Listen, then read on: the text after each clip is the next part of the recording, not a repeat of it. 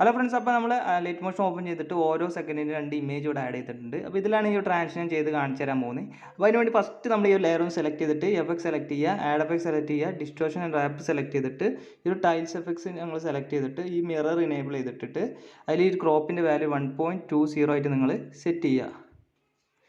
Okay, ശേഷം നമ്മൾ back വരിക. ഇനി നമ്മൾ ഇതിലേക്ക് റൊട്ടേഷൻ ആഡ് ചെയ്യുകയാണ്. അതിന് വേണ്ടി അതൊന്ന് സെലക്ട് ചെയ്യുക.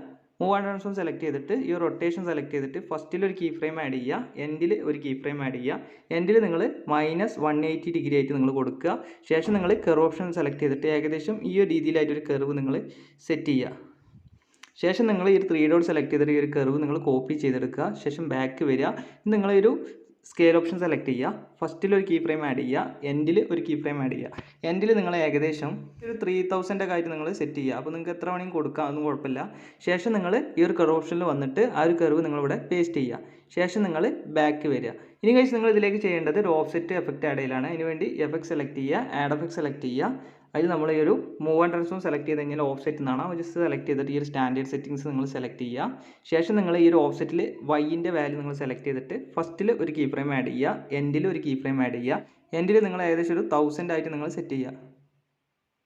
ഓക്കെ, അത് നിങ്ങൾ സെറ്റ് ചെയ്തതിന് ശേഷം നിങ്ങൾ നേരത്തെ ഒരു കർവ് നിങ്ങളിവിടെ പേസ്റ്റ് ചെയ്യുക.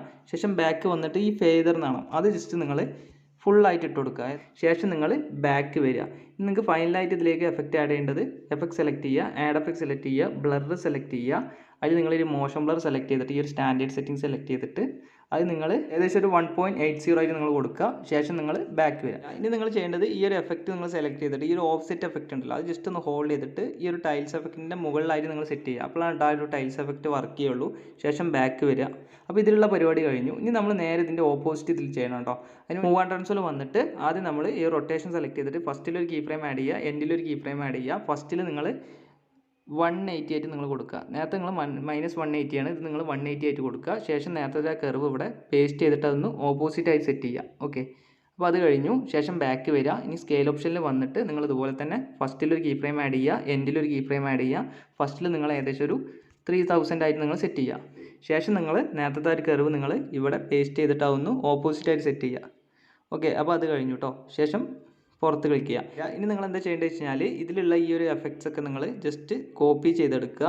ശേഷം നിങ്ങൾ ഈ ഒരു തൊട്ടടുത്തുള്ള ഈ ലെയറിൽ കൊണ്ടുവന്നിട്ട് നിങ്ങൾ പേസ്റ്റ് ചെയ്ത് കൊടുക്കുക.